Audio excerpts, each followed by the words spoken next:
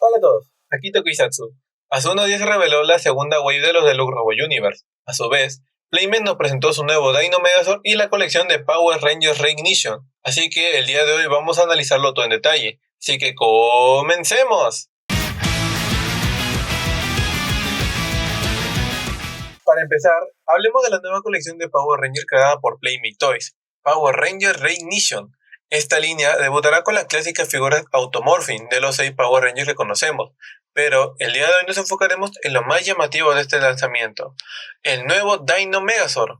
Este nuevo Megazord estará compuesto por los 5 Zord clásicos, con un diseño renovado que se diferencia de la versión lanzada hace unos años por Hasbro. Mantiene un estilo simple pero funcional, buscando parecerse al Megazord clásico de los 90, por lo que se puede ver en el diseño del tiranosaurio y la imagen del Megazord ensamblado. Contará con articulación en brazos y piernas, aunque esto dependerá si el pterodáctilo no obstruye el movimiento de ellas.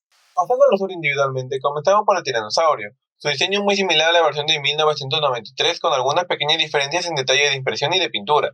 Lo mismo ocurre con el tigre colmillo de sable y el Triceratops, aunque este último destaca por un cambio curioso, que ahora tiene los ojos pintados, lo que le da un aspecto diferente al original donde solo eran de color rojo. Por otro lado, el pterodáctilo y el mastodonte se asemejan bastante a sus versiones clásicas, sin embargo el pterodáctilo parece no incluir los cañones característicos, aunque según algunas imágenes del Megazord ensamblado es posible que sí los tenga. Por último, hablemos del Megazord como tal. Mi opinión podría cambiar cuando tengamos más información o al verlo en persona, pero por ahora mantiene un diseño simple con algunos detalles que no terminan de convencerme. Uno de ellos es el espacio vacío de las piernas, que parece deberse al gimmick de los Zords, aunque sigue viéndose algo extraño a mi parecer. Otro cambio notable es el que los hombros estarán cerrados, a diferencia del diseño original donde estaban más levantados. Además, hasta el momento no se ha mostrado la espada de poder, aunque esto podría cambiar conforme Playmate revele más imágenes y detalles del Megazord.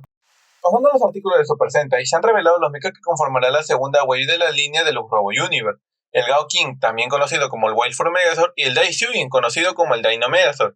Con estos lanzamientos parece ser que Bandai y Playmate competirán para ver quién logra vender mejor su versión de este icónico mecha. Con estos diseños han generado cierta controversia y a continuación veremos el porqué. Para empezar, los empaques lucen increíbles con sus ilustraciones, algo que lo diferencia de la primera wave, que solo mostraba la imagen del juguete junto al Ranger rojo.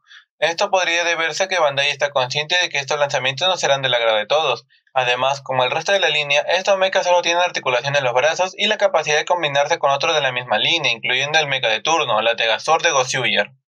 En cuanto a los diseños, sigue la misma línea de esta colección, buscando asemejarse a sus versiones vistas en la serie. Un buen ejemplo fue Tokyo, que incluso logró verse mejor en su forma de robot que su versión de 2014.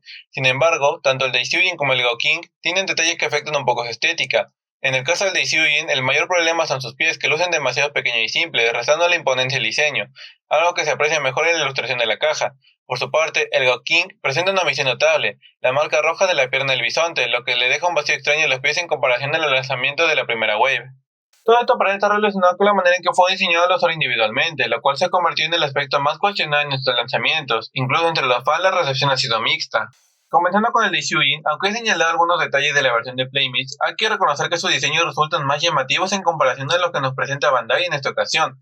En general, los Zord se ven bastante simples, con la posible excepción del mastodonte, que es el que mejor logra destacar. Sin embargo, debido a la filosofía de esta línea que prioriza la combinación de los mechas, los modos individuales terminan sacrificándose en varios aspectos. El tiranosaurio, por ejemplo, se siente algo vacío, ya que su diseño parece depender casi por completo de la cabeza. Además, tiene muy poca pintura. Su pecho, que se convierte en las piernas del mecha, carece de detalles y la manera en la que la espada funciona como su cola no termina de verse bien. Por otro lado, el tigre colmillo de sable y el triceratops presentan un problema similar. Ambos tienen una estructura prácticamente idéntica, diferenciándose solo en el color y la cabeza. Esto afecta particularmente al tigre, que luce muy básico en sus laterales, mientras que el triceratops pierde parte de la apariencia robusta que lo hacía parecerse un tanque. El pterodáctilo, por su parte, se reduce prácticamente a la pechera del mecha con una pequeña cabeza incorporada, lo que le resta identidad propia al no contar con sus alas. Finalmente, aunque el mastodonte es el mejor logrado de los 5, sus brazos alargados afectan un poco con sus proporciones generales. Pasando ahora a Loki, nos encontramos con un problema similar al del Daishyujin, aunque en este caso, a mi parecer, solo uno de los Zord resalta negativamente en comparación al resto. Comenzando con el tiburón y el tigre blanco, ambos logran verse bastante bien a pesar de su simpleza, conservando los elementos clave que los diferenciaban en el diseño original. Lo mismo ocurre con el águila, que aunque es un poco básica en detalles, mantiene una buena apariencia en su forma individual. Por otro lado, el bisonte luce algo pequeño en comparación a los demás Zord. Parece que al tratar de replicar el proceso de combinación en el que sus patas delanteras se convierten en los pies del Gao King, terminaron sacrificando parte de su estructura, lo que resultó en un vacío notable en esta zona. Finalmente llegando al protagonista de la combinación, el Gao Lion, a pesar de contar con un esculpido bastante bueno en la cabeza y la parte trasera, su apariencia general se ve afectada por la gran cantidad de uniones visibles en la parte delantera. Esto ha sido uno de los diseños más criticados de esta segunda wave, lo que ha generado un descontento en un grupo de fans quienes consideran que se aleja demasiado de la versión original del 2001 e incluso lo han comparado con la versión Minipla.